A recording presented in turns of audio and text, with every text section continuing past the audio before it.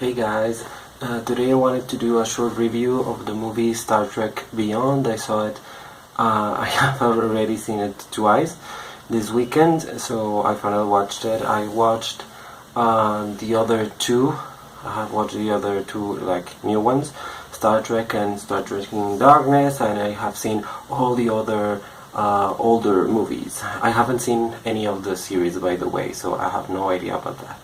But yeah, appreciation. Let's see. What's good about the movie is that they keep exploring a little bit of Captain Kirk, which is great. I mean, he's the most important character in the series and in the movies, so it's really great that they keep exploring new things with him. However, they don't really go as deep as they have gone before, and to be honest, I thought In Darkness or Into Darkness, I don't really remember how the name is. The last one was actually a little bit more into all the problems that he faces and his friendship with Spock, and a little bit of what the responsibility is all about. In this one, the main thing he confronts is that he doesn't really know how to keep being a captain and keep being motivated, which is something that we all face in one point of our lives, I guess,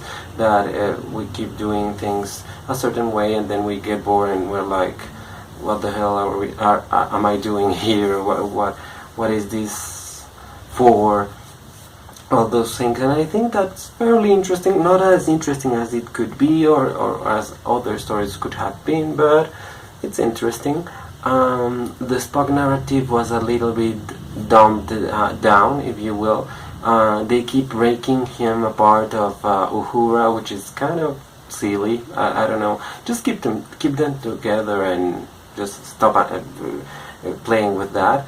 And of course they had to put a big part of Leonard Nimoy's passing, which is Ambassador Spock passing, and that was a nice wink, if you will, but I think it relies too much on that, and I don't know if even the most passionate fans love that. I don't know. I mean, I thought it was a little bit too much, maybe.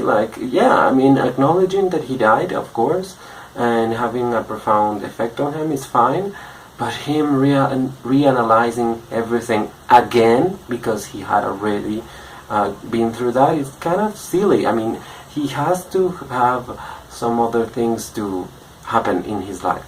Something that I really like about these movies is all the action. I think all the action, all the visual effects, the sound effects, everything that has to do with action is really well done. All the stunt work, I mean, that it's amazing. I mean, every single Star Trek movie and Star Wars movie too have been amazing in that aspect, and I don't think you cannot complain about that. I mean, the visual effects in this one are really good, especially when they are at warp speed, you know, like the waves and this new battle station, Yorktown space station. It's amazing, and you know, the water and that crazy rocky planet. It's really great. And the ships, the ships that do these formation like birds that attack, it's a little bit reminiscent of the Klingon warships, I think. So it's kind of fun. Although they could have included Klingons on this movie, I don't know why they didn't, but whatever. So every part of that, it's really interesting and it's really great. I really love that action, packed sequences and fights. And I really like about Star Trek is that they try to put every single character to work.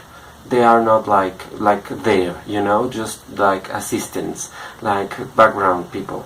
They actually do something. I mean, Uhura is kind of the, you know, kick-ass girl that saves Captain Kirk at one moment, and Chekhov is his right hand in a good chunk of the movie, and Sulu, which is, I mean, it's a great character.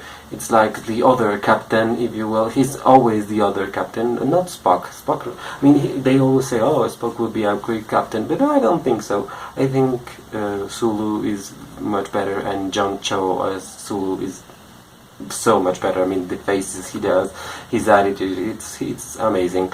And by the way, the part that everyone was like, oh my god, how could they? And even George Takei, which actually played Sulu, was against, was the fact that they made their character, I mean, in this new universe, they made the character of Sulu gay. And I thought that was fine. I mean, no one, I don't think anyone in the movie theaters actually said, oh my god, he's with a guy. I mean, he has a daughter and has a family, and that's the heavy part of that moment. And it's when Captain Kirk is like, oh my god, I don't have anyone. That's the heavy stuff about that moment. Not if he's a guy and he has a good, who cares? I mean, really, I mean, it's 2016. If you really care about that, you really don't have anything else to do in your life, do you? I mean, it's really stupid. So I thought that was fine, and it's funny because he's just so kick-ass as a character, and he's the other captain. For me, he's the other captain. Of course, they put Simon Pegg's character to a lot of work because he wrote the screenplay, and it was pretty obvious that it was him that put his character to work. I mean, it's him who meets Jayla, who was actually a very interesting character. She was actually funny and interesting, and a new nice inclusion. I hope she is in the next one. I mean, not the same thing that happened in the last one with Alice Eve. I mean, the character was not so well received, and they just made her disappear, which was kind of funny. I hope that Sofia Boutella actually appears in the next Star Trek movie, which is actually happening. I mean, Star Trek, this new Star Trek film did very well in the box office, so the possibility of a fourth one is really strong, and apparently they are going about to doing it with Chris Hemsworth, who actually portrayed the captain's father in the first one, like for, I don't know, 10 minutes, maybe 5 minutes. It was really fast, and it was thanks to that short scene that we actually met Chris Hemsworth. I mean, I think it was like the same year Thor, the first one, was released, and he was a star from there. I mean, because before that, I think Chris Hemsworth was doing like soap operas in Australia or something, so no one really knew him. I mean, outside of Australia. So that will be interesting to include him in a future Star Trek movie. In this one, what else? What I liked best was the action sequences, how they built everything. I mean, it's a pretty linear story. It doesn't really stop at any moment, and yes, I think it has to be addressed. The evil guy was very flawed in the sense that he wasn't really a threat at any real point. I mean, there's no point in the movie where you're like, oh my god, he's going to destroy the battle station, the space station. You know that they are going to stop him. The thing is that you don't know how they are going to stop him, and that's really cool, and they did a really nice thing there, because they destroyed the ships through music, and not only any music, but the song that young Kirk was listening to in the car that he stole from his I don't know, he was his stepfather, I think, in the first movie. So that's really amazing. That's really funny, and his smile, and I don't know, that was a really nice moment. I mean, they have their moments. And the direction of Justin Lin, I think, is too much towards action, and which is not bad. But I think he relied too much on Simon Pegg for the screenplay. And the screenplay was flawed, to be honest. I mean, I think it was a very good Star Trek episode. I don't know if it was a great Star Trek movie, to be honest. But I liked it. I mean, I thought it was good. Not great, but good. Of course, not as good as The Force Awakens. And to be honest, now that I have seen The Force Awakens once or twice, or 5 times, I think it's not as good as people thought at first. I think it's a really good movie, but it's a rip-off of Star Wars A New Hope. So I mean, it's a good movie, but it's kind of a copy. So I'm really hoping that Episode 8 it's something different. Apparently Rian Johnson it's like an insane director, and I think that's amazing. I'm not really trusting that much on episode 9 because I wasn't that impressed with Jurassic World, which is the biggest movie Colin Trevorrow has ever done. But yeah, whatever. I really hope that for Star Trek 4, J.J. Abrams comes back as director. I mean, Justin Lin did a fine job, but I think this is J.J. Abrams' franchise, even more than Star Wars. I mean, he started the new Star Wars sequels trilogy, but I think Star Trek is his world, and I think he's really good at it. The first Star Trek movie was really, really good. I really liked it. I think it holds on really nicely, and I hope he comes back as director. I mean, at least as producer, we are sure that he's coming back. I hope as director too. I think he couldn't do Star Trek this time because of Star Wars, actually.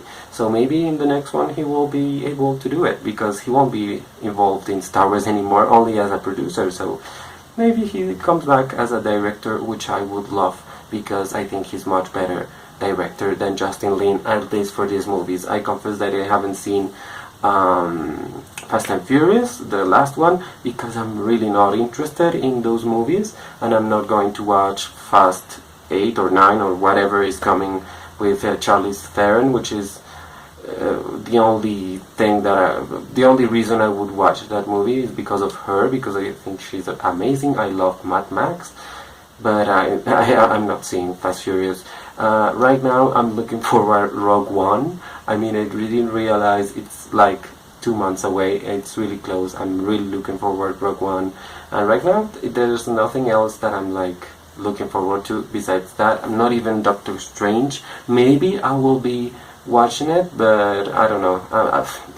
I think it will be one of the least watched movies in the Marvel Universe. Maybe I will be wrong. Probably I will be wrong, but I don't know. I don't feel Doctor Strange, Benedict Cumberbatch, Rachel McAdams, Matt Mick. I'm not feeling that movie at all. Only Tilda Swinton. I know she's a great actress, but that's it. So yeah. So to sum up, I really thought Star Trek was a really great movie in the sense that the action sequences and visual effects were really well played. It has a nice story. It's a 9-episode story, but I think it lacks a little bit of that epicness and that uncertainty, and that I think it has to carry the characters to a whole new world, to a whole new place, and I hope they actually do that. I think bringing Kirk's father will be a really nice thing to do, an interesting thing to do, and I hope it's actually really great. So let's see about that. So yeah, please like, comment and subscribe to my channel if you want to see more reviews and more random videos in Spanish and English. Thank you so much. Bye.